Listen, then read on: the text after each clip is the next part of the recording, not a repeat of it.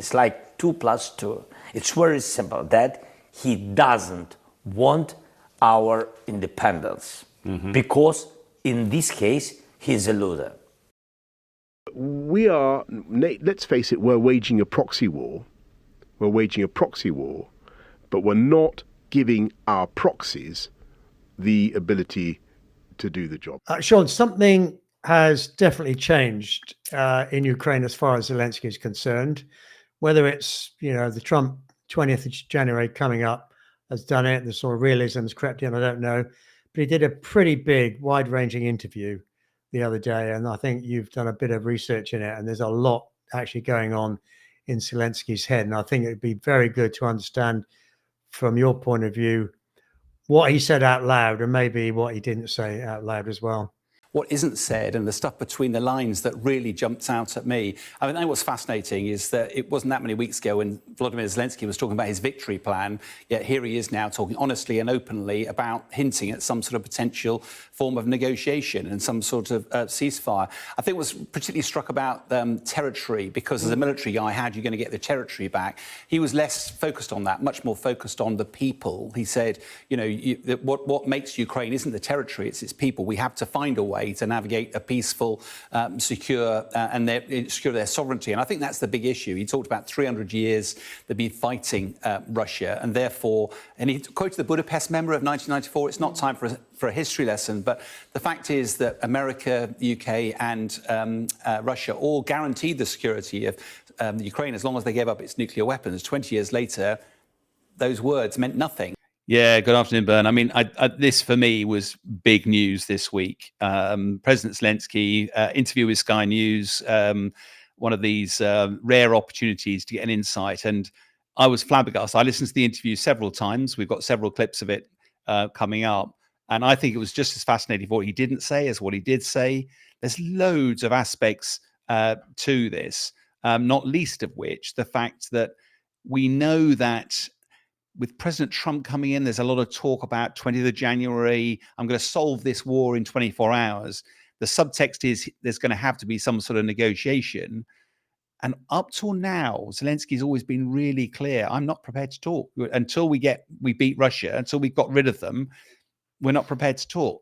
The interview showed that actually there are a number of other areas now where he is softening his view. And the question for me was, why did he choose now to do it? And I wonder, we've talked a bit about the Trump effect. Do you think Trump's had something to do with this? Well, I think I reacted when you said Trump said in 24 hours he'll fix it.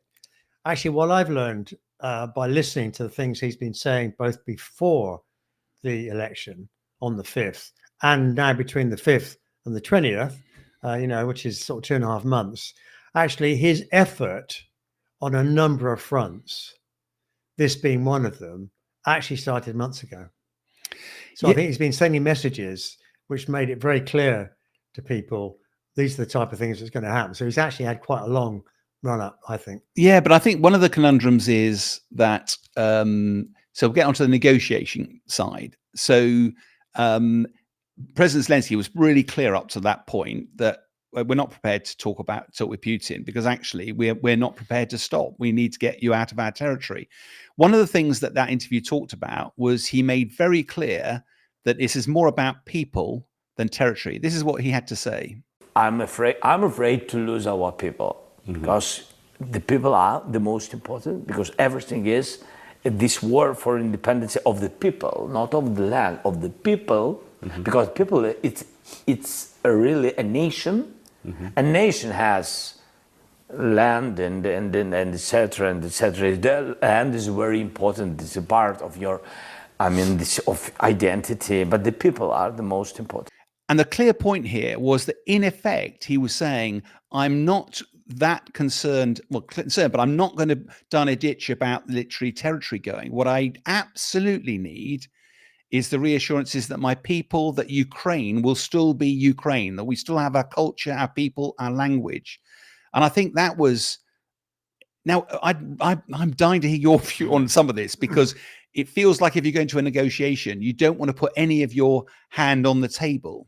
And yet it feels like this interview, President Zelensky did exactly that. He gave way before he even had to. Yeah. Well, so what's going on in his head, I don't know. But I can tell you from my sort of business life, what I used to try and do was first tease the other individual to the table. And of course, to do that, you have to imply you're giving things. Now, you can withdraw them in a negotiation. You can get up from the table, close your book and walk away. And then you're going to come back, right? But that bit of drama, sends a message. So I think you need something to get the person to the table. So it could be that that's what Zelensky is doing. He's basically showing Putin he's prepared to open a door. I think my big question, you know much more about this than I do, there are implicit lines within Ukraine as well. There are historically Russian not owned by Russia, but Russian speaking bits which have more allegiance to Russia that are still part of Ukraine, although, may be owned by or taken by Putin. And somehow Zelensky has got to work that at the table. Now, we'll come on to it maybe a bit later if we get time, but when you're at the table, then your whole demeanor, this is just my experience, if you want to get a good outcome, your whole demeanor changes. And there's a whole set of different tactics, which we might come on to. But without those, you lose. And that's, I think, been part of the media reaction to this has been, it looks like President Zelensky is capitulating because he's effectively saying, I'm prepared to get rid of territory. And I think what's interesting, though, he was pushed a little bit about this. By the interviewer. By the interviewer, yeah. And he talked a bit more about what actually was important to him. This is what he had to say about security, for example. We don't have nuclear weapon, and we gave it only in this context. We gave it because we had the biggest world leaders, countries who guaranteed security for Ukraine. Yeah. And it doesn't work, and it didn't work, and we lost a lot of things. If we want to stop and have a just peace, and and better than everybody, we understand how it's difficult to get peace because of the Putin. It's very difficult because he doesn't want. For him, our independence, it's to lose this war. And we have to understand, and Trump has to understand, President Trump has to understand, and his team has to, even if somebody doesn't want to understand in Europe or the United States, everybody have to understand one thing. It's like 2 + 2. It's very simple, that he doesn't want our independence because in this case, he's a loser. In essence, what Zelensky is turning around and saying here is that we can't have some sort of signature on a bit of paper. President Putin is going to keep coming at us. And he talked about the Budapest memo. He talked about the agreement that the West had guaranteed the security for Ukraine, but that hadn't been worth anything. And that when President Putin had marched in, the West really hadn't stood up to it. And so in effect, he was saying, this agreement, it's got to be something cast iron. We've got to have a guarantee of security for the nation, and it can't just be written on a bit of paper.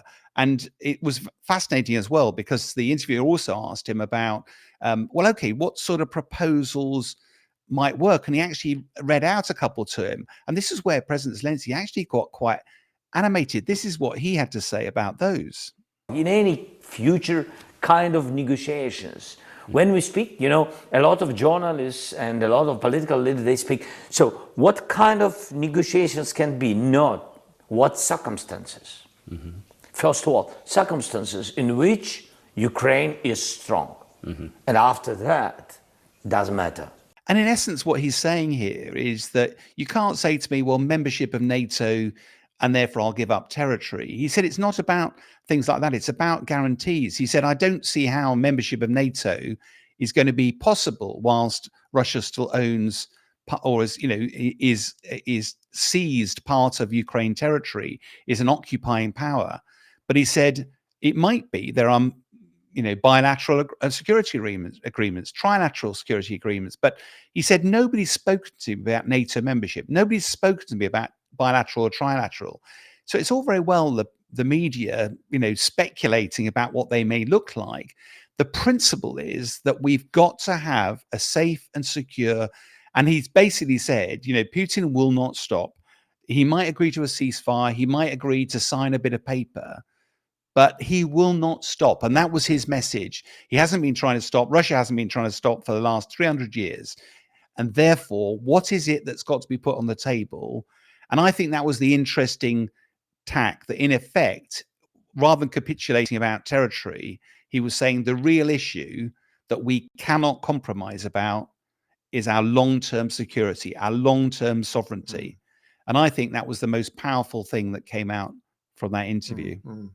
I mean, it's interesting the point you raise about negotiation tactics in a business environment, because bizarrely, there's a lot of things which actually work in common. So, for example, when you've negotiated your contract, everybody gives something to get over the line. That contract then is instantiated. You've signed it. It's in the vault. Either party, despite the contract, can get up and say, "Do you know what? I'm fed up with this contract. I'm walking." So, yeah, but you can't do that. It's in the contract. You go, "Hey, well, sue me," And what you need to be able to do in a business environment, you need to be able to do enough to give yourself and the other side enough leverage and kind of entanglement, so that you can walk away, but actually without the contract, it's actually quite painful. So what I think, if I was Zelensky, and thank God I'm not, I would be looking for elements of soft power. No, hard power is, I line up my nuclear missiles along the border, right? You mess with me and I turn you into a car park. Soft power is a whole load of other things, but they can be just as powerful. And I'd imagine, things like, intertrading, and other things that mean you've got two sides in some way locked together on things. Somebody is going to have, it's either them or other people going to have to help them work out what that is. No, I agree. And it raised an interesting, I was chatting to a team in Europe literally earlier this week, and they kept talking about the problem with language around this, that Putin keeps talking about the West escalating with long-range weapons, with tanks. And you go, hang on a minute, this isn't escalating. You started this. You've been using long-range weapons ever since the start of the war. You've been buying weapons from Iran, from North Korea, potentially. So actually, the language we should be using is about equivalency. That was the word that the Europeans were talking about. So that actually, this is simply, we're matching what you are doing, Putin. This is an escalation. This is matching. And the reason I mention it is because you brought up the sort of nuclear weapons, that there was a bit of talk that potentially of forward deploying nuclear weapons into Ukraine. In other words, reversing what has happened in the past. And all of a sudden, everyone was up in arms. And you went, hang on a minute, this is equivalency. Do you remember, I can't remember the date now, but Russia forward deployed nuclear weapons to Belarus. And that was all about messaging. So if the West was to do equivalency, that's not an escalation. That is simply saying, Putin, you've made an overt threatening, then actually the West should be doing exactly the same to demonstrate resolve. And it's a really interesting, different approach, because it goes back to this negotiation. At the moment, it feels like Putin will feel he has all the cards at his disposal. And I think you used the quote some time ago, Putin's the sort of person who steals your suit, gives you back your trousers eventually, and makes you feel like you've won. And that's the worry, that this all might play out with Putin holding all the cards. And we'll get onto it later. But I do think there are some areas where actually Putin's incentivized to bring this war to an end as well. And how do you guarantee Ukraine long-term sovereignty? And as you say, get both of the sides got their hands in the mangle, so it's really difficult for them to extract themselves. Sean, since the November the 5th and the Trump win, the mood in Europe and indeed in NATO, in terms of the lead, has changed or become a lot more sort of focused, with people saying we need to give Zelensky enough to win. It's not sufficient just to sustain the status quo. Could be a reaction to Trump's, I'm going to solve this in 24 hours when I get into power. Who knows? My big question, despite all of that rhetoric, can Zelensky actually win this war? I think a lot of that depends on how you define win. When we look back on over 1,000 days of war, both Russia and Ukraine have paid a dreadful price for this. If you talk about winning, it feels like a Pyrrhic victory, really. If it's about land territory, I suspect it's going to be very difficult for Zelensky to liberate all its lands now. And there's no doubt that Putin can paint that as a victory. But to be brutally honest, that given the price that's been paid, both in blood and treasure, and also the long-term implications, it's difficult to see. I think part of the West's approach so far has, is less been about can Zelensky win, but can he not lose? And that seems to be, and even on the interview, it was about if Ukraine can have its sovereignty, if it's got guaranteed sovereignty over what remains of its territory, if the people are protected, if Putin is stopped, then actually the way Zelensky framed it is that Putin will have lost, because actually he believes that this is all about Putin taking the whole of Ukraine. And therefore, if that can be stopped, Zelensky is framing that as a win, because after 300 years, suddenly he's actually secured the future of his country. The danger is, I'm sure there's people listening to this who'll go, yeah, that's a bit of a strange way of framing winning. I think the challenge, though, is that what else, some of this rhetoric you referred to, I think part of that is because if you're the West, you're seeing frankly, military aid is running a bit low. There's still a political intent, but Trump is likely to reduce, not increase, the amount of aid. Therefore, the danger is Putin feels that he's on a winning streak now. And therefore, some of this rhetoric, it feels like, is politically people trying to shore up the defenses that sort of say, and I'm not sure, whether that's helpful, but it does feel a political reaction to, just because Trump may be trying to solve it, it doesn't mean that the West is abandoning Ukraine. Well, I mean, it's one thing shoring up the defenses to stop the hordes overrunning you. It's another thing actually wiping them out altogether.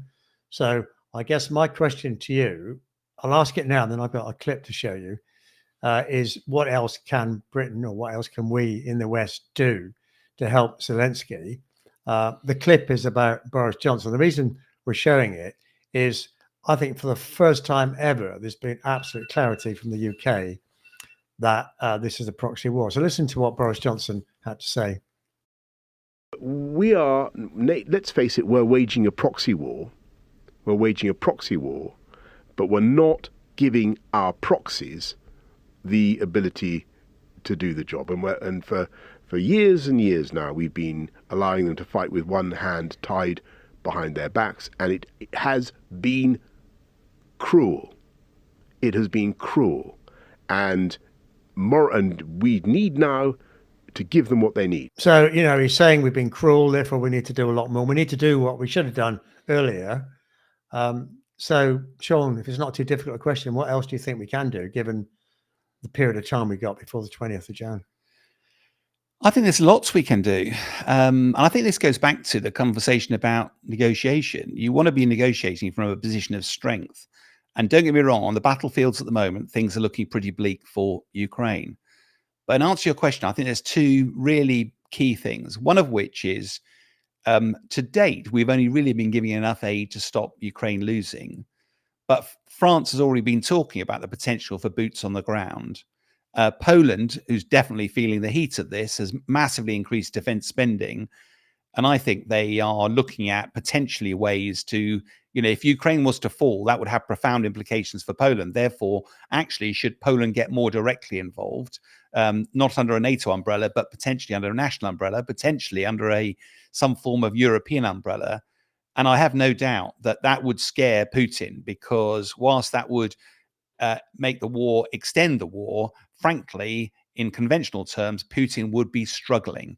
And on the premise that he's never going to use nuclear weapons, if he's on the offense trying to push in, this would stop him in a heartbeat. So I do think there are lots of ways that the West could actually demonstrate clear resolve militarily to stop Putin. The other angle, though, I think is a political angle, is that going back to your point about where the strengths are here, and we'll get onto it maybe later, but the war, the outbreak in Syria with rebels taking over Aleppo, Russia has a key reason for influence in that region. It's got a naval base and an air base there. It props up the Assad regime. You've also got Georgia running riot as well. All of these things are probably happening because they recognize that Russia is very, very busy and distracted by the war in Ukraine. It's having a huge impact on Russia's economy. They've recently, I think this last week, they've increased their defense spending by another 25%. It's now virtually a third of all spending in Russia. That's just not sustainable. You've got to stop spending on other things in order to do that. And that's having a profound implication. So for all sorts of reasons, this is making Putin feel more vulnerable. He's putting a brave face on it. But actually, we are seeing a set of circumstances where Putin probably wants an off-ramp in Ukraine. He won't say that, but there's almost certainly the risk is that if he doesn't get an off-ramp, then actually he finds himself torn several different ways and just doesn't have the resources. So I do think there are ways that this can be taking your opportunities of hard power and soft power. Hard power, we can get more directly involved. Soft power, you need to bank some of these chips because the danger is you're going to be very vulnerable elsewhere in the world. Well, I suppose from the hard point of view, Putin knows that if he were to strike again, as you're saying, Zelensky's saying is always on the cards, then he is going to get the full force of the West, or whatever level of force would mean it probably not possible for him to win. So that's a card.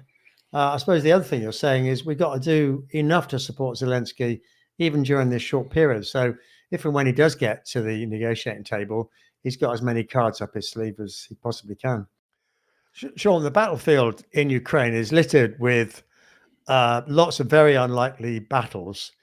And I'm going to show you a film in a second of one such unlikely battle between what I think Putin would reckon to be their most advanced, quotes, invincible tank, equipped with just about everything, both attack and defensive, and a couple of little Bradleys, which don't even have a big gun. And yet these two things, they set upon this tank, and they did it quite a lot of harm. Have a look at the film and then try and help us understand what the hell was going on.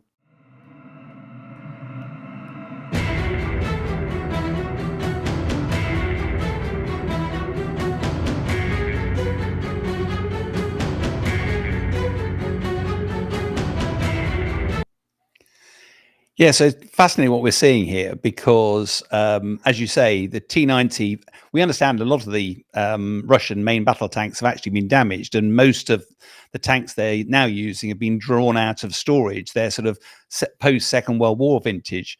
But if this is, as it appears to be, a T-90, that is normally covered with explosive armor, and it's virtually impenetrable unless you've got an anti-tank weapon that is a state-of-the-art. And a Bradley firing in essence just rounds, they're pretty punchy rounds, shouldn't actually be able to do any harm. But it just demonstrates it's not just about your equipment, it's also about training, it's also about tactics. And I think what we're seeing here is two Bradleys that have surprised this tank. They're specifically going for a weak point, which apparently is between the lid of the tank and the main body of it. That's normally protected by explosive reactive armor, which is designed when it's struck to explode outwards. In other words, to protect the body of the tank. That's fine against a single anti-tank weapon. If you've got sustained rounds coming in, all of which aiming at the same point, the first few rounds set off the explosive armor. There's nothing there to protect it after that. And it does appear that by persistence and some very good training, the Ukrainians have, as you say, David has beaten Goliath. And I think what is interesting is that despite all that punishment, we're still seeing some of the Russian tank operators get out alive. They probably have lost their hearing because there must have been a hell of a racket in there. But the tank is definitely disabled. You don't have to blow it up to disable it. And I think it's a really good example of where, Ukraine, they may be facing a more capable in equipment terms enemy, but it doesn't always mean you prevail on the battlefield. Well, apparently there's another story that they must have then called a drone in, and apparently a drone, this is the story, came in, and, I don't know, sort of finished the tank off. Yeah, I'm never quite sure. The when I was in the military, we studied tanks quite a lot because I was doing close air support, and our tanks are one of our enemies. So we were using cluster bombs because we needed to have explosive charges, and in effect, they put a slug of molten metal into the tank, which would therefore not really explode, but would just cause carnage within the tank, and if anything that was explosive in there would then be set off, so it would kill the occupants. And you had to have an area weapon, because getting one of these small projectiles actually to hit the tank, you need an area weapon with 147 bomblets about the size of a football pitch. One of them would hit the tank. So it was a very specialist task, and it was a specialist round, and therefore things like normal bullets tend to just bounce off the outside of these things, and therefore a drone dropping a hand grenade, it might create a big bang. I suspect that once you've actually partially disabled the tank, which it does appear it is partially disabled, anything that's blowing up outside it is just going to cause more carnage. And I think it does look like the crew finally went, we've had enough of this, get out and run. And then, of course, you've achieved your objective. It might be that the Ukrainians could actually repair that tank and actually start using it against the Russians. I wouldn't be at all surprised. Bern, one of the conflicts we've fallen off the radar a bit is the Israel-Hamas conflict, but there are still 100 odd hostages that are still not been released. A number of them, we believe, are dead. But there is one British hostage that's still being held. You've got some news about her, haven't you? What have you heard? Sean, her name is Emily Damari. She's English, Jewish.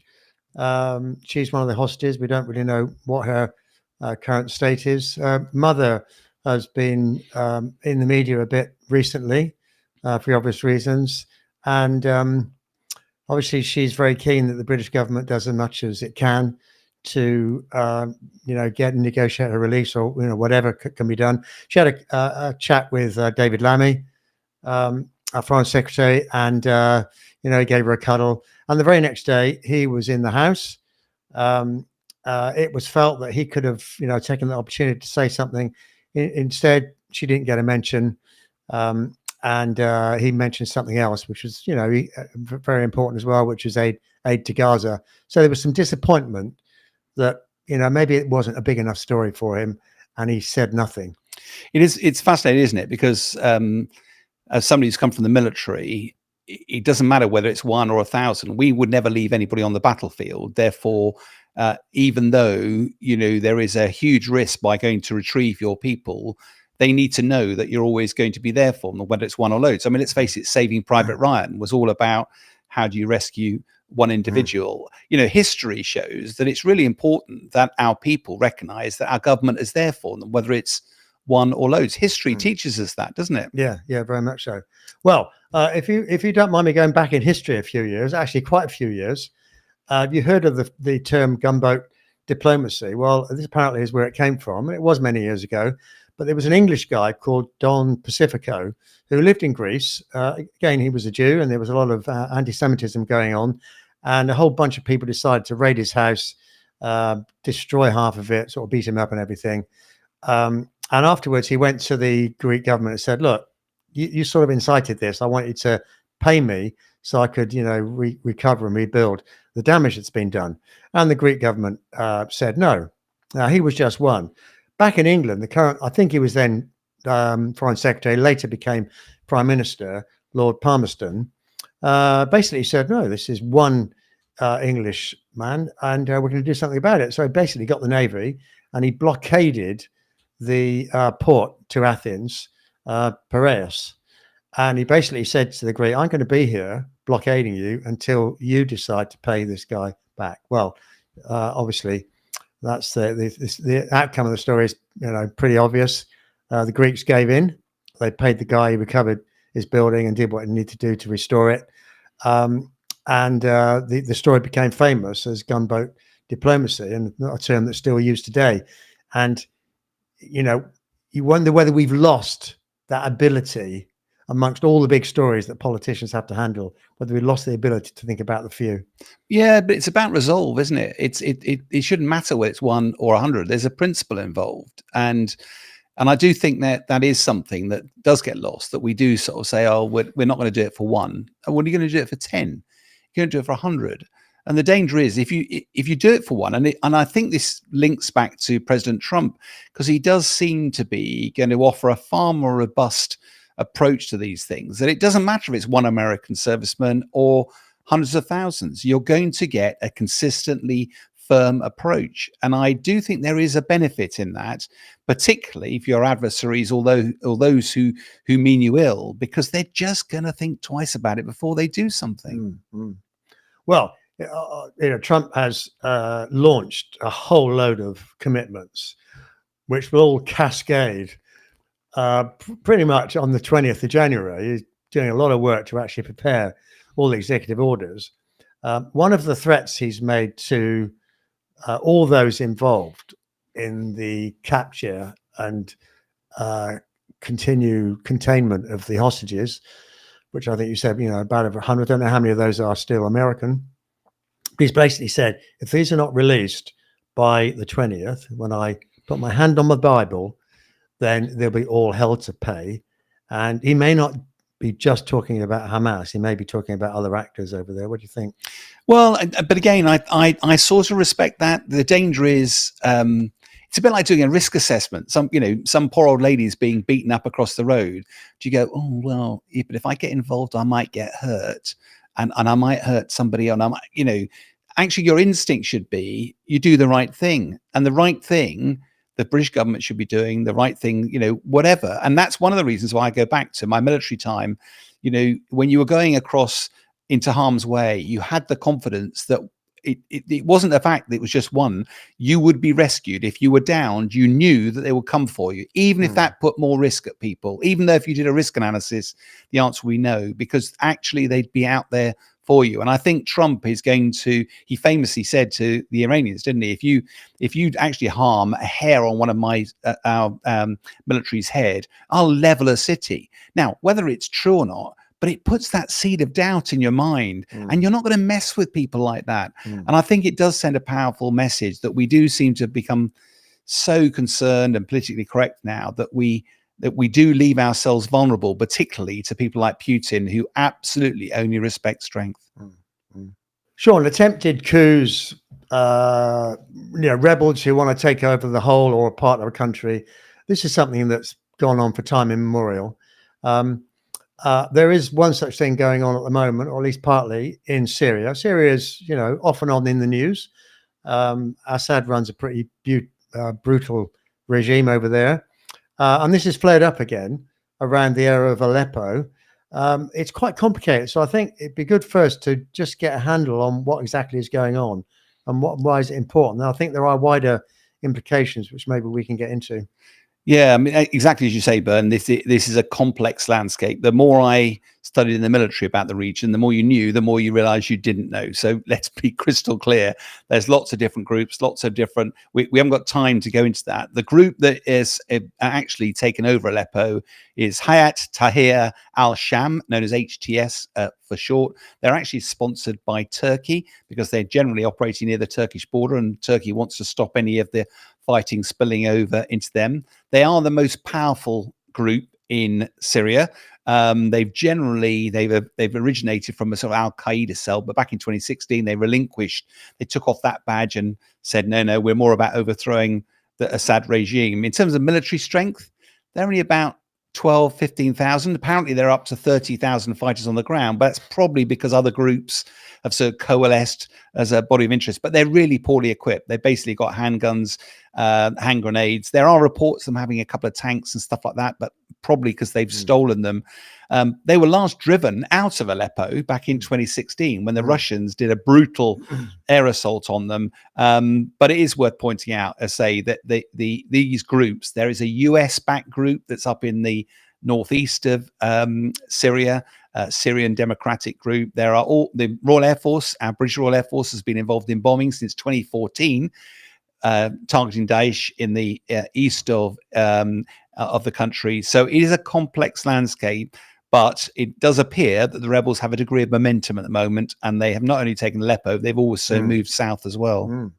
It's quite hard to actually understand sitting in our sort of peaceful, largely peaceful country, and we sort of take it for granted. Oh, it's Syria's, blowing up again. But actually, it's like, the whole of Wales deciding to fight back and set up their own, militia with 30,000 soldiers. That's quite a lot, isn't it? Actually, it's not. It's like, I don't know, a third of what we've got in our army. So you think, it's actually quite big, isn't it? To have to cope with that as a leader, that's a big deal. It is, and the question, I guess, flows from that is what's Assad going to do? Because he is known for his brutality. The Syrian conventional armed forces are poorly equipped, poorly motivated, and therefore, and most of them are conscripts. So, they're not that effective. And in the past, Assad has used Iran's help by using Hezbollah as an army to fight. What's Hezbollah? What's happened to them over the last few months? They've been badly degraded by the Israelis, so they're not the force they once were. They've also used the Russian Air Force, who bombed the last time that this group went into Aleppo, bombed them mercilessly, getting out. And in a way, Assad has been kept in power by the Russians. In return, he gave the Russians a naval base and an air base on the Mediterranean coast, which allowed Russia to actually have far, far more influence. The problem, I suspect, at the moment is because Hezbollah has been a bit distracted and degraded, Russia's distracted. What will Assad do this time? And the worry is that he'll use chemical weapons because he did it before. He did it before, yeah. And you remember that red line? Well, I do, because Obama actually said there's a red line with chemical weapons. So Assad, if you use this, then we're coming after you. The red line was passed. And for whatever reason, Obama did nothing. Then Trump was in power. He made the same threat. Assad obviously felt he got away with it the first time, so it happened again. It's an awful thing to do to your own people, whatever the conflict. And, he had a few cruise missiles up his backside. Yeah, there's no doubt that he paid the price for that. And it'd be interesting to see, therefore, but chemical weapons, they're indiscriminate, they're illegal, they're brutal, and yet he's used them. I think what's interesting in the playbook this time, though, if you were the rebels and you know that 8 years ago you'd gone into Aleppo and then you'd had a sustained bombing campaign by the Russian Air Force, you're going to be better prepared this time. And one of the things that'll be interesting that they didn't really have many surface-to-air missiles before.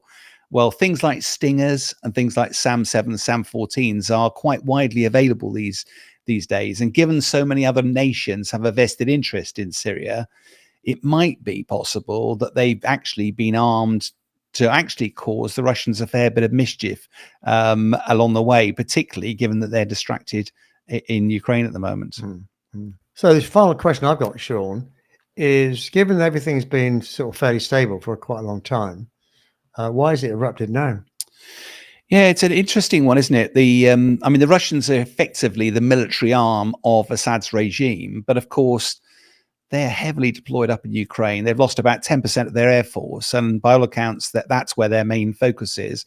Hezbollah, of course, has been badly mutilated, as we've just said. That leaves a window of opportunity that if the rebels wanted to get involved and embarrass Assad, they could do that.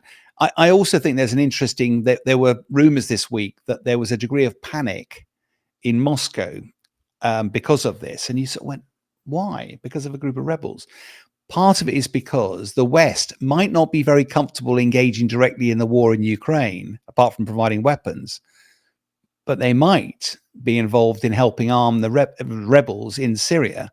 And if they were to provide them, not only surface-to-air missile systems, but potentially other weapons, they could seriously compromise Assad's regime, potentially even mark the end of Assad's regime, and that might mark the end of Russian involvement in Syria.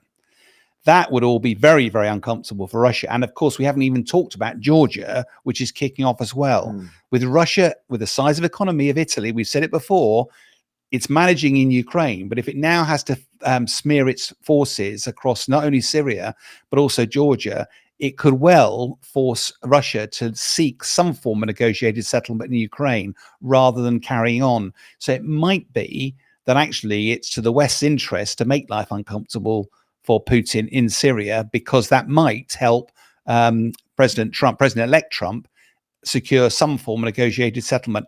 A lot of this is conspiracy theories, but it does make a lot of sense given the way that a lot of international organizations engage with some of these rebel groups. I said that was the last question, didn't I?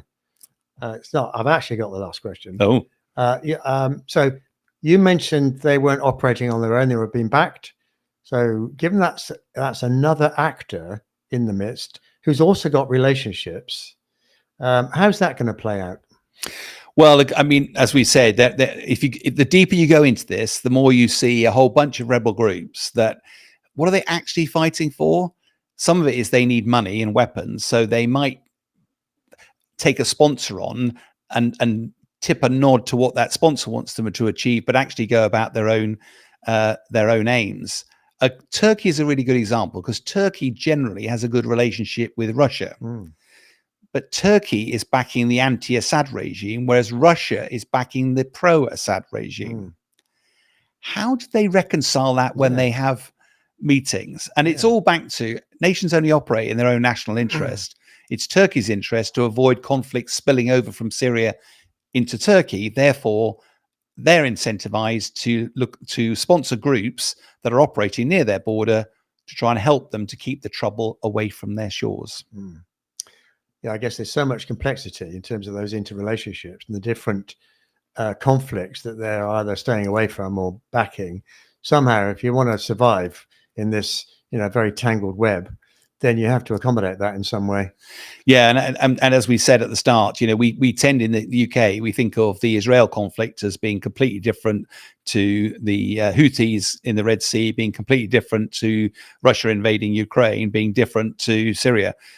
But actually, they are all linked and inextricably linked, and therefore, movement in one creates opportunity for others in a different region. Yeah.